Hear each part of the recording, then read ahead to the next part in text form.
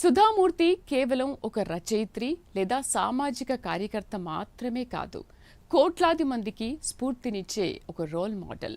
మహిళా దినోత్సవం సందర్భంగా సుధామూర్తి లాంటి పట్టుదల కలిగిన మహిళల గురించి చెప్పుకుంటే ఆ స్ఫూర్తి గాథలు ఎంతో మంది మహిళలకు మార్గదర్శనంగా పనిచేస్తుంది అనడంలో అతిశయోక్తి లేదు.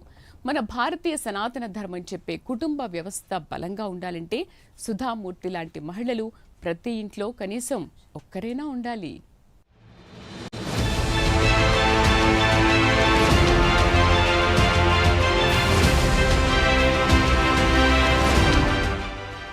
కాటన్ చీర, ముఖాన చిరునవ్వు, ప్రపంచ ప్రఖ్యాత ఐటీ దిగ్గజానికి భార్య అయినా కూడా అతి సామాన్యురాలిగానే కనిపిస్తారు ఆమె.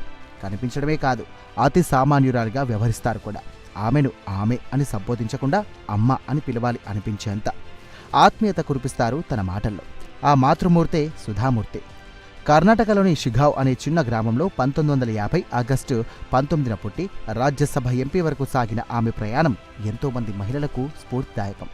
కుటుంబంలో భర్తతో పాటు పిల్లలు ఇద్దరికీ తల్లిగా న్యాయం చేయడమే కాదు, భర్త పెట్టిన కంపెనీ ఉద్యోగులు అందరికీ ఆమె అమ్మలాగే వ్యవహరించింది. ఒక ఆంట్రప్రెన్యూర్, ఫిలాంథ్రపిస్ట్గా ఆమె పోషించిన రోల్స్ బహుముఖంగా చెప్పుకోవాలి. కర్ణాటకలోని షిగావ్ అనే చిన్న పట్టణంలో సాధారణ బ్రాహ్మణ కుటుంబంలో జన్మించింది సుధా కులకర్ణి. తండ్రి డాక్టర్ ఆర్హెచ్ కులకర్ణి ఒక సర్జన్, తల్లి విమలా కులకర్ణి ఈమె టీచర్. పేరెంట్స్ ఇద్దరు చదువుకునేవారు కావడం వల్ల సుధా కులకర్ణికి ఆటోమేటిక్గా చదువు మీద శ్రద్ధ భక్తులు ఏర్పడ్డాయి.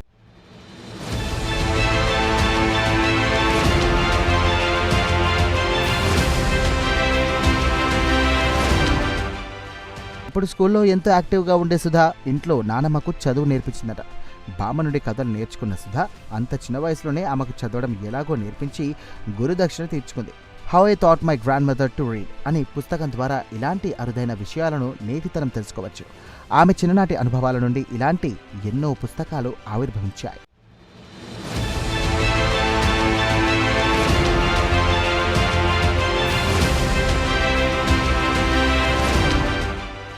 జీవితంలో జరిగిన ఒక ఘటన గురించి ఖచ్చితంగా చెప్పుకోవాలి.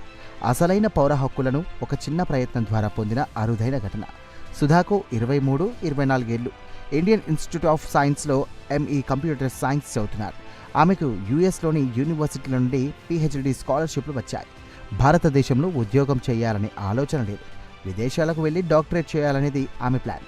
ఒకరోజు లెక్చర్ హాల్లో నుండి హాస్టల్ వైపు వెళ్తుండగా కాలేజ్ నోటీస్ బోర్డుపై ప్రముఖ ఆటోమొబైల్ కంపెనీ అయిన టెల్కో అంటించినటువంటి జాబ్ అడ్వర్టైజ్మెంట్ కనిపించింది. అందులో young bright engineers, hard working, excellent academic background ఉన్నవారు కావాలని ఉంది.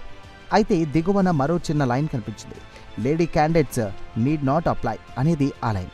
అది చూసిన సుధామూర్తి తీవ్ర ఆగ్రహానికి గురైంది. జీవితంలో మొదటిసారి లింగ వివక్ష ఎదురైంది. అకాడమిక్లోనే నేను అందరికంటే బెటర్గా ఉన్నాను, కానీ తను ఫీమేల్ కావడం వల్ల అవకాశం లేదా అని ఆవేదనకు గురైంది. ఆమె గదికి వెళ్ళి వెంటనే ఓ పోస్ట్ కార్డు తీసుకొని లేఖ రాసింది. టెల్కోను ఎవరు నడుపుతున్నారో తెలియదు, కానీ టాటా గ్రూప్ చైర్మన్ జేఆర్టీ టాటా పేరు మాత్రం తెలుసు. చైర్మన్ వేరేవారున్నా ఆమెకు తెలిసింది జేఆర్టీ టాటానే. దీంతో చిరునామా కూడా సరిగ్గా తెలియకపోయినా జేఆర్టీ టాటా బాంబే హౌస్ అని రాసి పోస్ట్ చేసింది.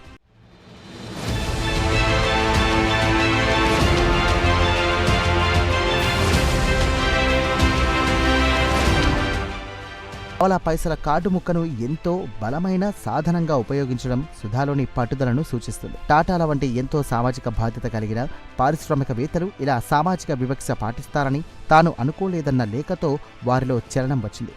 ఆఖరకు ఆమెను తొలి మహిళా ఇంజనీర్గా సక్సెస్ అవడం విశేషం.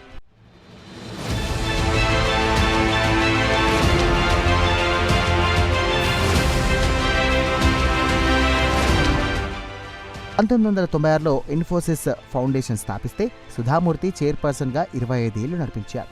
విద్య, ఆరోగ్యం, గ్రామీణ అభివృద్ధి, మహిళల సాధికారత అనే అంశాలపై బిలియన్ల రూపాయలు ఖర్చు చేశారు. 70,000కు పైగా లైబ్రరీలు, 16,000 కంటే ఎక్కువగా టాయిలెట్స్ నిర్మింపచేశారు. హాస్పిటల్స్, వాటర్ ప్లాంట్స్, సామూహిక భవనాలను నిర్మింపజేశారు. వృత్తి, విద్యా కోర్సులు నేర్పే సంస్థలకు భారీగా డొనేషన్లు ఇచ్చింది ఇన్ఫోసిస్. సాధారణ జీవితం నుండి కార్పొరేట్ ప్రపంచంలోకి అడుగుపెట్టిన సేవే జీవనం అనే భావనతోనే జీవించారు. ఆమెకు ఉన్న సామాజిక సేవా దృక్పథానికి 2006లో పద్మశ్రీ వచ్చింది. 2023లో మోడీ ప్రభుత్వం పద్మభూషణ్ అవార్డు ఇచ్చి సత్కరించింది. ఒక సామాజిక సమస్యగా ఉన్న దేవదాసిల పునరావాసం కోసం ఎంతగానో ప్రయత్నించారు. వేలాది మంది దేవదాసిల జీవితాలను మార్చేలా వారికి గౌరవప్రదమైన బతుకును అందించడమే లక్ష్యంగా ఆ బాధితులను ఆ వ్యవస్థ నుండి బయటకు తెచ్చారు. ఇది సుధామూర్తి జీవితంలో చేసిన అతి ఘనమైన పనిగా చెప్పుకోవచ్చు. సామాజిక అంశాల నేపథ్యంలోనూ అనేక రచనలు చేయడం సుధామూర్తికి చెల్లింది. Wise and otherwise, the mother I never knew లాంటి పుస్తకాలు బెస్ట్ సెల్లర్స్గా నిలిచాయి.